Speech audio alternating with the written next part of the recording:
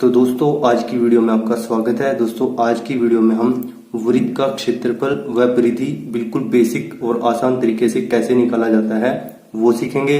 दोस्तों इस सवाल को हल करने से पहले हम वृत्त के बेसिक के बारे में बिल्कुल आसान तरीके से जानेंगे, यानी वृत्त क्या होता है, वृत्त की त्रिज्या क्या होती है, वृत्त का व्यास व वृत्त की परिधि क्या होती है, ये सब बिल्कुल बेसिक और आसान तरीके से जानेंगे। इसके बाद हम वृत्त का क्षेत्रफल व परिधि निकालने के जो फॉर्मूले होते हैं उनके बारे में भी जानेंगे।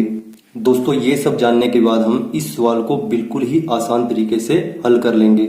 और दोस्तों अंत में आपसे इससे संबंधित एक सवाल को भी पूछा जाएगा। आपको क्या करना है, इस वीडियो को अंत तक बड़े ध्यान से देखना है और जो अंत में आपसे सवाल पूछा जाएगा उसका भी आपको कमेंट बॉक्स में उत्तर देना है। तो चलिए आज की वीडियो को शुरू करते हैं। आप कर दीजिए हमारे इस वीडियो को लाइक और चैनल को सब्सक्राइब। तो दोस्तों सवाल क्या कहता है हमारे पास, एक वृत्त की त्रिज्या 14 सेंटीमीटर है, इस वृत्त का क्षेत्रफल व परिधि ज्ञात कीजिए। दोस्तों यहाँ पर हमें वृत्त की त्रिज्या दी हुई है जो कि 14 सेंटीमीटर है। हमें इस वृत्त का क्षेत्रफल व परिधि निकालनी है। ठीक है दोस्तों, इस सवाल को हल करने से पहले आइए वृत्त के बेसिक के बारे में बिल्कुल आसान तरीके से जान लेते हैं। दोस्तों आइए सबसे पहले वृत्त की परिभाषा देख लेते हैं।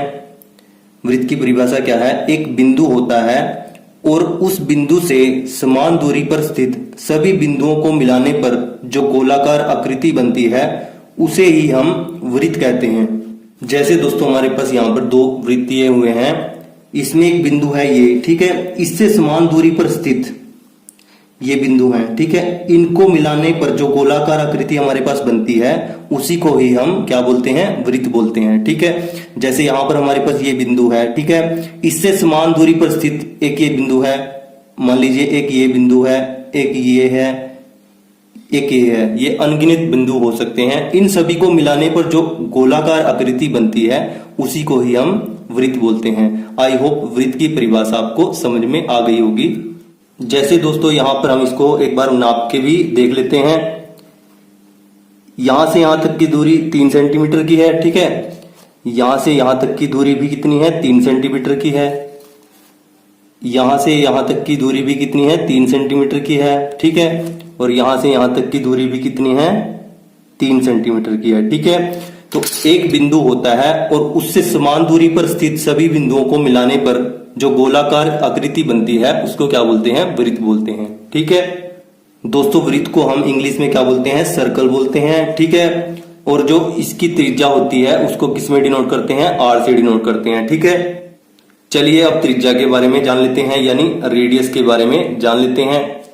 दोस्तों वृत्त की त्रिज्या यानी रेडियस क्या होती है, वृत्त के केंद्र को परिधि से मिलाने वाली रेखा त्रिज्या कहलाती है। ठीक है, वृत्त का केंद्र क्या होता है, जो वृत्त के बिल्कुल बीचों बीच होता है, ये होता है। ठीक है, यहाँ पर ये बिंदु वृत्त का केंद्र है, यहाँ पर ये बिंदु वृत्त का केंद्र है। ठीक है, अब इसकी परिधि क्या है, ये जो गोलाकार रेखा है हमारे पास, ठीक है, जो केंद्र से समान दूरी पर स्थित है, ठीक है, ये क्या है हमारे पास, परिधि है। ठीक है, तो इससे लेकर परिधि तक की दूरी को हम क्या बोलते हैं, त्रिज्या बोलते हैं। ठीक है, ये मैंने यहाँ पर लिखा हुआ है, इसको हम किससे डिनोट करते हैं, आर से डिनोट करते हैं। ठीक है, चलिए अब वृत्त की परिधि देख लेते हैं।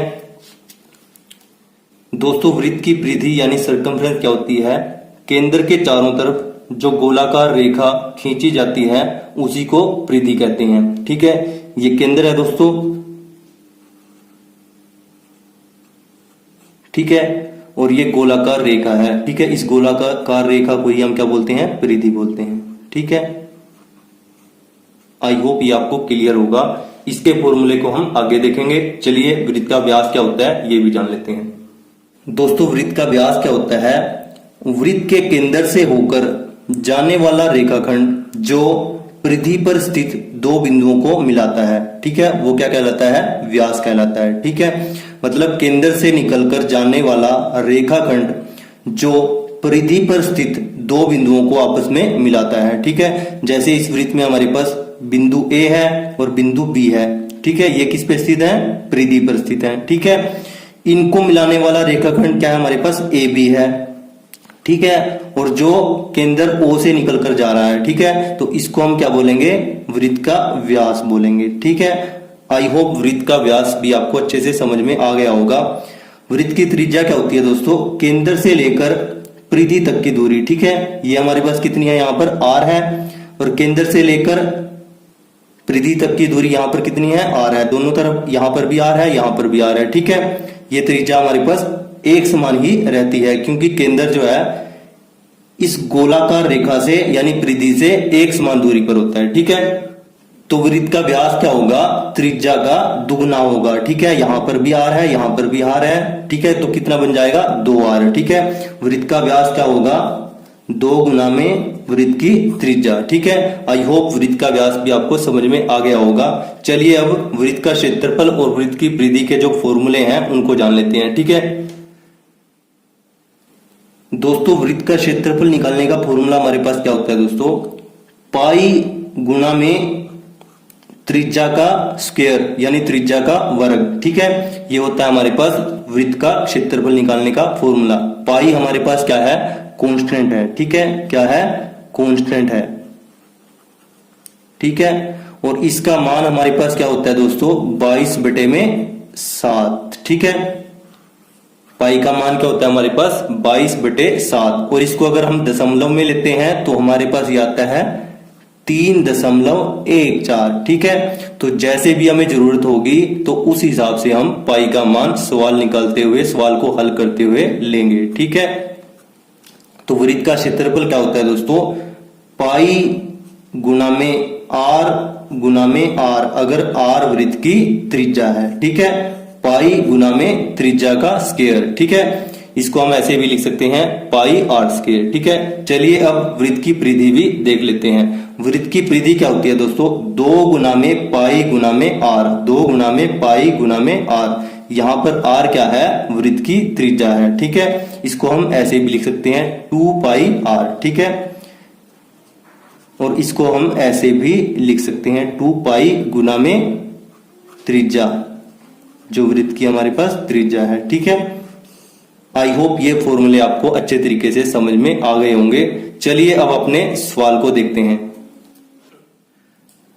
तो दोस्तों सवाल क्या कहता है हमारे पास, एक वृत्त की त्रिज्या 14 सेंटीमीटर है, ठीक है। यानी केंद्र O से लेकर परिधि तक की दूरी हमारे पास 14 सेंटीमीटर है। इस वृत्त का क्षेत्रफल व परिधि ज्ञात कीजिए, ठीक है। तो सबसे पहले वृत्त की त्रिज्या लिख लेते हैं, यहां पर कितनी है,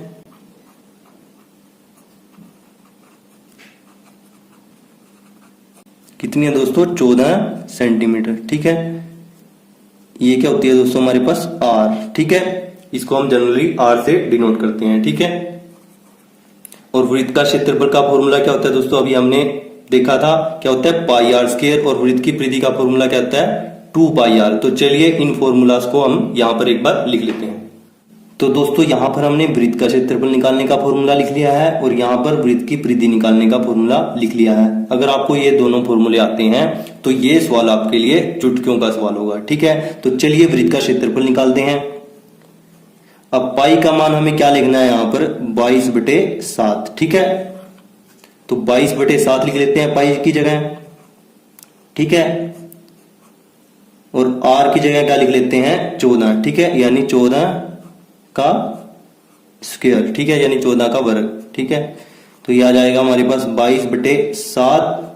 अब 14 का वर्ग, इसको हम क्या लिख सकते हैं, 14 गुना में 14, ठीक है। अब इसको काट देते हैं, 7 के पहाड़े में आता है 14, 7 दूनी 14, ठीक है। तो हमारे पास ये क्या आ जाएगा, 22 गुना में 14 दूनी 28। अब इन दोनों को गुना करते हैं तो हमारे पास क्या आ जाएगा, 28 को 2 से गुना करेंगे, आ जाएगा आपके पास 56, ठीक है दोस्तों। 5 हासिल बच गया। 28 को 2 से गुना करेंगे 56, 56 और 5 61, ठीक है। तो आपके पास क्या आ गया उत्तर, 616 सेंटीमीटर स्क्वायर, ठीक है। आप 28 की ऐसे 22 से गुना करके भी इसको निकाल सकते हैं, ठीक है। तो हमारे पास उत्तर क्या है यहाँ पर, 616 सेंटीमीटर स्क्वायर। दोस्तों एरिया यानी क्षेत्रफल को हमेशा वर्ग में लिखते हैं, ठीक है। यहाँ पर यूनिट हमारे पास सेंटीमीटर है, तो उत्तर क्या आ जाएगा, 616 सेंटीमीटर स्क्वायर, ठीक है। चलिए अब वृत्त की परिधि निकाल लेते हैं। वृत्त की परिधि का फॉर्मूला हमारे पास क्या है, 2 गुना में पाई r, ठीक है। तो हमारे पास यहाँ पर वृत्त में r क्या है, त्रिज्या क्या है हमारे पास 14 है। तो लिख लेते हैं यहाँ पर 2 गुना में पाई कितना है, 22/7 गुना में r कितना है 14 है। ठीक है, तो हमने क्या किया यहाँ पर वैल्यू को पुट कर दिया है। चलिए अब इसे 7 से काट देते हैं 14 को, 7 दूनी 14। ठीक है, तो हमारे पास क्या आ जाएगा यहाँ पे 22 को 22 लिख लेंगे और 2 गुना में 2 कितना बन जाएगा 4 बन जाएगा। ठीक है, चलिए अब इनको गुना कर देते हैं, 4 दूनी 8। ठीक है, और 4 दूनी 8। दोस्तों आप यहाँ पर डायरेक्ट भी गुना कर सकते हैं, 22 दूनी 44, 44 दूनी 88। ठीक है, तो ये हमारे पास आ जाएगा 88 सेंटीमीटर। ठीक है, तो ये हमारा उत्तर हुआ और ये भी हमारा उत्तर हुआ। आई होप दोस्तों ये सवाल और इस वीडियो में वृत्त से संबंधित आपको जो भी बताया गया है वो आपको अच्छे तरीके से समझ में आ गया होगा। इसी तरीके को अपनाते हुए यहाँ पर जो सवाल दिया गया है उसको सोल्व करके आप कमेंट बॉक्स में आंसर जरूर बताएं। दोस्तों अंत में आपसे एक छोटी सी रिक्वेस्ट है, हर एक वीडियो को बिल्कुल बेसिक और आसान तरीके से बनाने में काफी मेहनत लगती है, आप इस मेहनत को जरूर देखिए। अगर आपको हमारा वीडियो पसंद आता है, वीडियो में जो बताया गया है वो आपको समझ में आता है, तो आप वीडियो को लाइक जरूर कीजिए, अपने दोस्तों के साथ शेयर जरूर कीजिए। अगर आपने चैनल को सब्सक्राइब नहीं किया है तो चैनल को सब्सक्राइब भी जरूर कर लीजिए। Thanks for watching this video. जय हिंद, जय भारत दोस्तों।